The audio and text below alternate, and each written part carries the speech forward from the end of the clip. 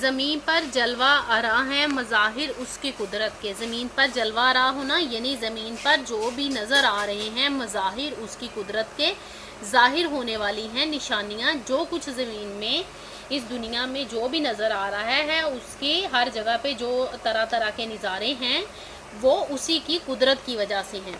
بچھائے ہیں اسی داتا نے دسترخوان نعمت کے۔ داتا دینے والا، دسترخوان یعنی کھانے پینے کی اشیاء، نعمت انعام۔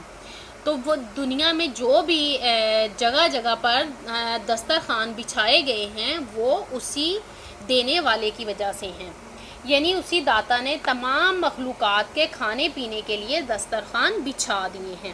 اب اس میں کن پوائنٹس کی طرف ہمیں بتایا جا رہا ہے، کن پوائنٹس کو ہائی لائٹ کیا جا سکتا ہے۔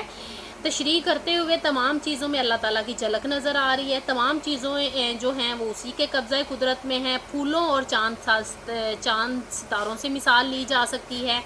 نعمتوں کے دسترخوان جو اس نے بچھا دیے ہیں، اور اسی طرح سے جو ہمارے جسمانی اعضاء ہیں۔ اب اسی طرح اب ہم چلتے ہیں تشریح کی طرف۔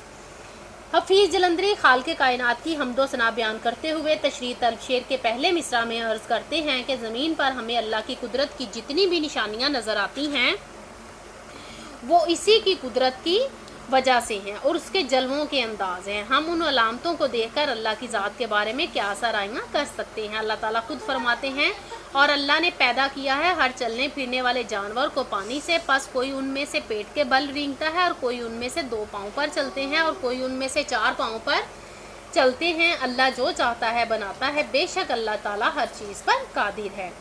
کسی شاعر نے کیا خوب کہا ہے، ذرے ذرے سے عیاں ہونے کے بعد آج تک راز حقیقت راز ہے۔ دوسرے مصرع میں شاعر کہتے ہیں کہ اللہ تعالیٰ نے جو اس کائنات کا حقیقی داتا ہے، اس نے پوری زمین کو انسان کے لیے دسترخوان بنا دیا ہے۔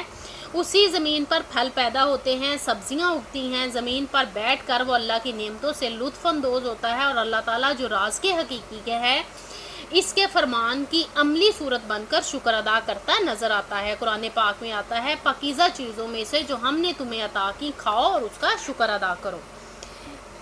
کسی شاعر نے کیا خوب کہا ہے، کرتا ہے عطا بڑھ کے ضرورت سے سبھی کو، بے مثل زمانے میں سخاوت ہے اسی کی۔